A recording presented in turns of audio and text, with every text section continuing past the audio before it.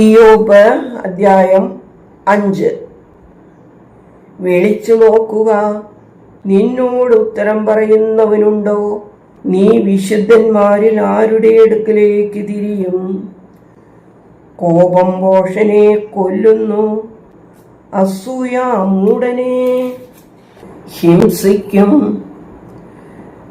ദുഷ്ടൻ പ്രക്ഷോഭിക്കുന്നത് ഞാൻ കണ്ടു.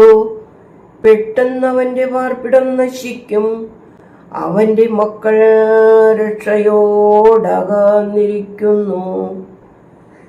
അവർ രക്ഷകനില്ലാതെ വാതിക്കൽ വച്ച് തകർന്നു പോകും. അവന്റെ വിളവ് വിശപ്പുള്ളവൻ തിന്നുകളയും, അവരുടെ സമ്പത്ത് ദാഹമുള്ളവർ കുടിക്കും. വ്യാജം ഉത്ഭവിക്കുന്നത് പൂഴിയിൽ നിന്നല്ല, അനീതി മുളയ്ക്കുന്നത് മണ്ണിൽ നിന്നുമല്ല.